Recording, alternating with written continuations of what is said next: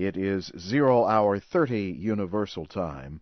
I'm Jim Tedder with the news in Special English. Israeli Prime Minister Ehud Olmert says he has suspended a plan to withdraw from parts of the West Bank. Support for the plan had helped him win office earlier this year. Mr. Olmert met with Parliament's Foreign Affairs and Defense Committee. He said the issue of withdrawal is not as important as it was 2 months ago. He also expressed interest in meeting with Palestinian President Mahmoud Abbas. He said there is no problem more urgent than that of the Palestinians. Also in Israel, the government is seeking offers from developers to build 700 houses in 2 West Bank settlements. The Jewish settlement project is the largest proposed by the government of Prime Minister Olmert since it took office in May. The Lebanese government says it will bring the Israeli sea and air blockade before the United Nations Security Council.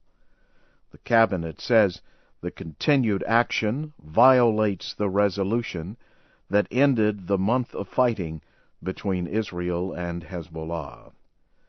Israel says it will continue the blockade until a new UN peacekeeping force is in southern Lebanon. It says the blockade is to stop Hezbollah from rearming. Earlier, UN Secretary-General Kofi Annan said Israel and Hezbollah agreed to a UN negotiation in the prisoner dispute that started the war. Hezbollah seized 2 Israeli soldiers in July and wants to exchange them for Lebanese prisoners held by Israel. Israel says the resolution ending the war calls for the soldiers to be freed unconditionally. Officials in Jordan say a gunman has fired on foreign travelers in the capital Amman. The attack killed 1 British man and wounded 6 others.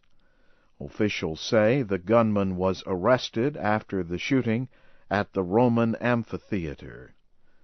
People who saw the shooting said the gunman was shouting Allahu Akbar, or God is great. Interior Minister Eid al-Fayez told reporters that the shooting was a terrorist act. He said the suspect is a Jordanian man in his 30s. Officials are investigating if the gunman acted by himself. Islamists who control Somalia's capital and the country's government have agreed to form a unified national army and police force. The agreement was reached in the 3rd day of talks in the capital, Khartoum. It also says the Islamists and the government will exist together peacefully, rejecting outside interference.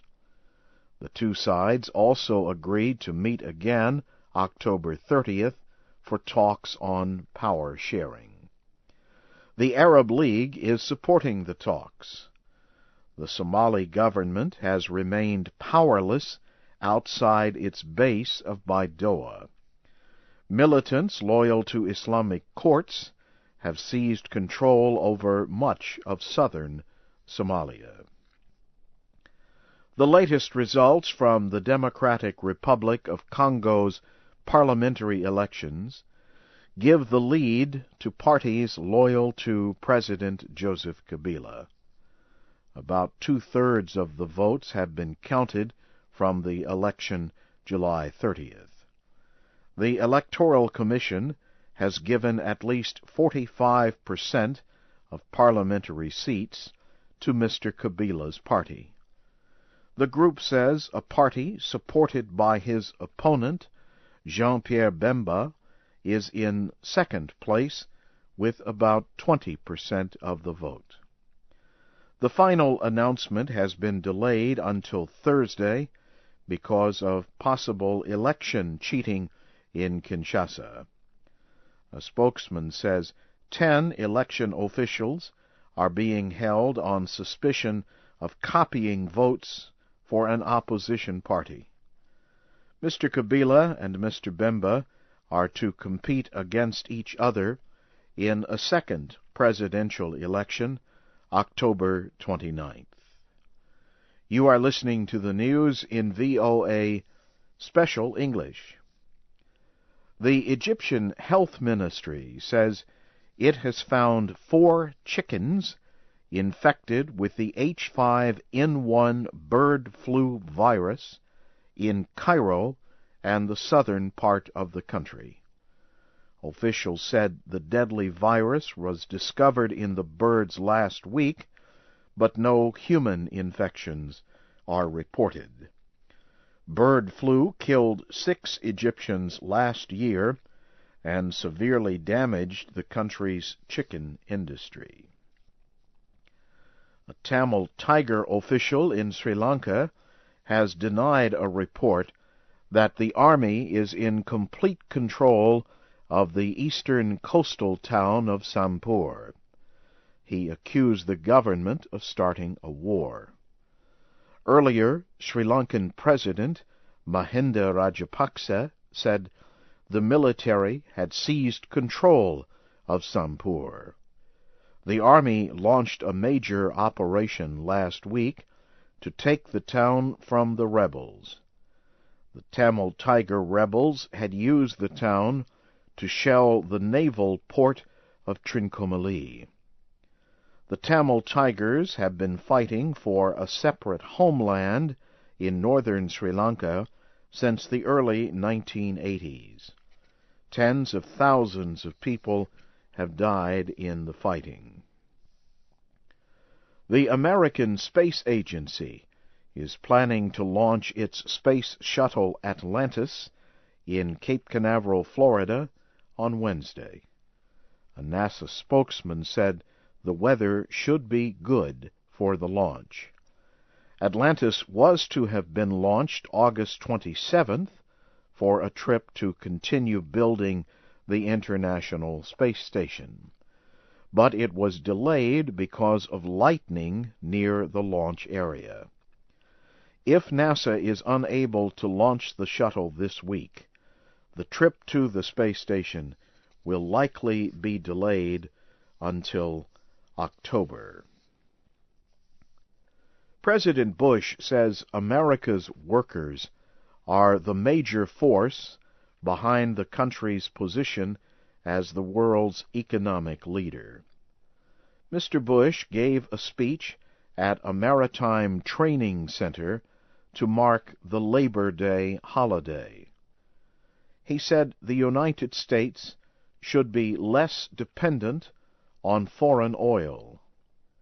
He also said the United States must be more aggressive in efforts to open international markets to its goods. Labor Day in the United States is celebrated on the first Monday in September.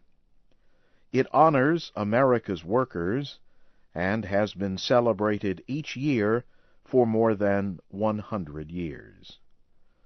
Labor Day is generally considered a day not to work, but to spend with family and friends. And now, briefly, here again is the major news of the hour. Israeli Prime Minister Ehud Olmert says he has suspended a plan to withdraw from parts of the West Bank. The Lebanese government says it will bring the Israeli sea and air blockade before the United Nations Security Council. And officials in Jordan say a gunman has fired on foreign travelers in the capital, Amman. The attack killed 1 man and wounded 6 others. And that's the news in VOA Special English. From Washington, Jim Tedder reporting.